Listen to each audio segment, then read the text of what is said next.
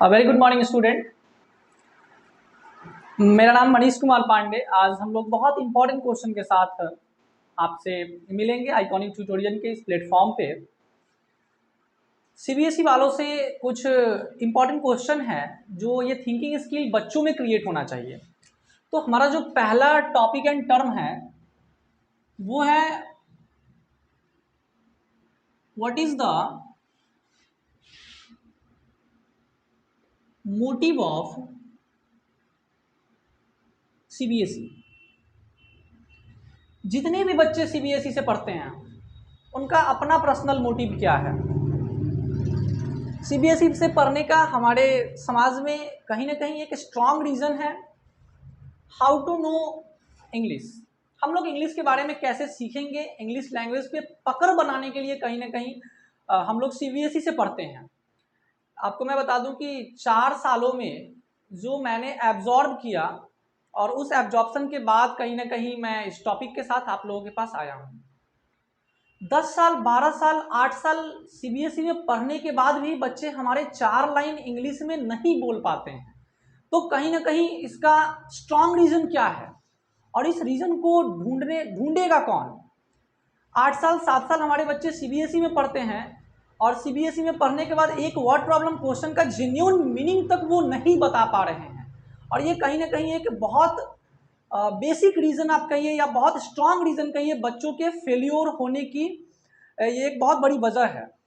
तो आखिर कमी कहाँ रह रही है कि बच्चे हमारे इंग्लिश में इतने वीक हो रहे हैं, इतने कमज़ोर हो रहे हैं कि 10 में से मुश्किल से आप बोल सकते हैं कि 8 बच्चे हमारे इंग्लिश को नहीं समझ पा रहे हैं। उनके सामने अगर फिजिक्स का एक वर्ड प्रॉब्लम क्वेश्चन रखा जाए, मैथमेटिक्स की एक वर्ड प्रॉब्लम क्वेश्चन रखी जाए तो वो उस चीज़ को नहीं समझ पा रहे हैं। तो आप जिस मोटिव की वजह से सीबीएसई में पढ़ रहे हैं, आपके माता पिता इतने मेहनत से एक सीबीएसई को बहुत हाई फी पे कर रहे हैं केवल और केवल इंग्लिश की वजह से, क्या आप उस इंग्लिश को सीख पा रहे हैं?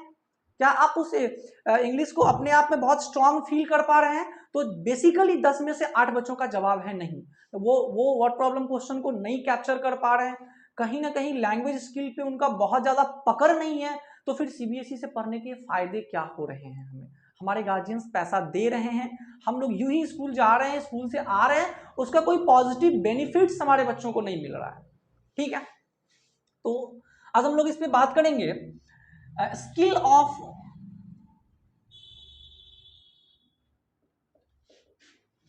Learning and teaching.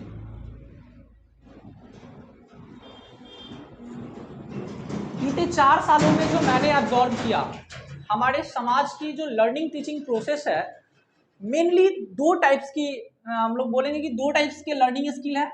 पहला टेक्स्ट बेस और दूसरा थिंकिंग बेस।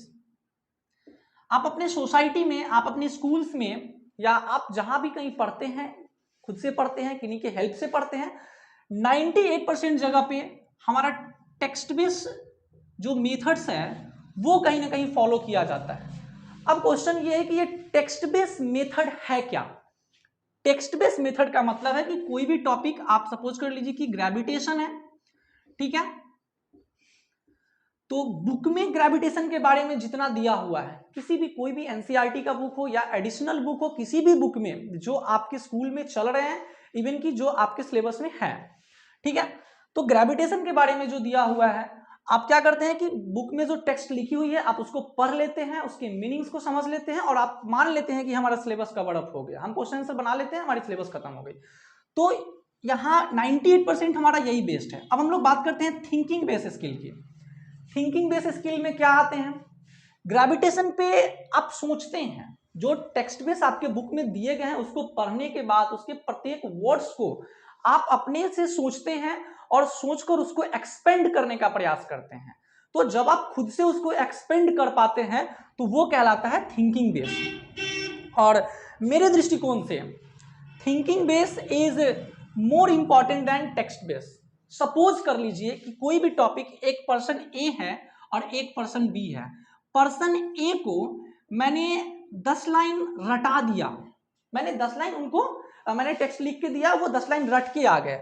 और पर्सन बी को सेम टॉपिक के ऊपर मैंने सोचना सिखा दिया, मैंने उनको 3-4 दिनों में उस टॉपिक के ऊपर हम लोग कैसे सोच सकते हैं और सोच के उस टॉपिक को कैसे अपने सोसाइटी में एक्सपेंड कर सकते हैं, अपने सिलेबस में एक्सपेंड कर सकते हैं, तो मैंने पर्सन बी को मैंने सोचना सिखा दिया।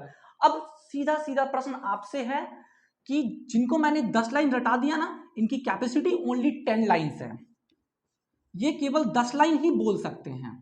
लेकिन जिनको मैंने सोचना सिखा दिया ना, जिनके पास थिंकिंग स्किल आ गया ना, वो पर्टिकुलर पर्सन इस टॉपिक के बारे में एक बहुत हाईली थ्योरी को एक्सपेंड कर सकता है और एक बहुत लार्ज एक्सप्लेनेशन कैपेसिटी इनके पास आ जाएगी। सो डियर स्टूडेंट्स, आप लोग कहीं ना कहीं टेक्स्ट बेस्ड, जो कि हमारे बिहार की परंपरा चलती आ रही है, हमारे गार्जियंस बर्बाद हो रहे हैं, हमारे बच्चे बर्बाद हो रहे हैं, लेकिन समय के अंदर में उनको पता नहीं चल पा रहा है कि आखिरकार वो कहाँ पे कमजोर हो रहे हैं। क्लास 9th के बच्चे, क्लास 10th के बच्चे वर्ड प्रॉब्लम क्वेश्चंस को पढ़ते हैं और सॉल्व करने की बात तो बहुत दूर की है, क्वेश्चन का वो एक्चुअल मतलब भी नहीं समझ पाते हैं। अब ये सवाल उनसे कौन करेगा? ये सवाल उनको अपने आप से करना पड़ेगा कि आखिर जब हमने सीबीएसई को 9 साल दिए, जब हमने सीबीएसई बोर्ड से 9 साल पढ़े, तो कमी कहाँ रह गई? आखिर किन वजहों से हमारे माता पिता 9 वर्षों से अपने मेहनत की कमाई कहीं ना कहीं एक किसी निजी संस्था को जाकर दे रहे हैं एक बहुत बड़ी उम्मीद के आस में, लेकिन कहीं ना कहीं वो उम्मीद बर्बाद होती दिख रही है। तो उसका रीजन क्या है? और जो मैंने ऑब्जर्व किया उसका यही 2 रीजन है, टेक्स्ट बेस्ड और thinking based. So dear students, आप लोग काइंडली थिंकिंग बेस्ड स्किल को फॉलो करें और चीजों के बारे में आप सोचें। एक बहुत इंपॉर्टेंट टॉपिक जो मैं एक्सप्लेन करना चाहता हूं आप लोगों के सामने, हो सकता है आप लोगों को अच्छा लगे। हम लोग मार्क्स से अपने कैपेसिटी को जज कर लेते हैं। सपोज कर लीजिए कि एग्जाम्स में किसी ने 95% ऑब्टेन किए, तो वो बहुत अच्छे, ठीक है। तो इसमें भी हमने एक नया थ्योरी को जो क्रिएट किया वो ये है कि आप लोग अपने आप को मार्क्स से जज ना करें। सपोज कर लीजिए कि हीट टॉपिक से अगर कोई क्वेश्चंस, 2 क्वेश्चंस आए, आपने दोनों क्वेश्चंस को सॉल्व कर लिया, आपको 95% मिले, just we have to assume, ठीक है।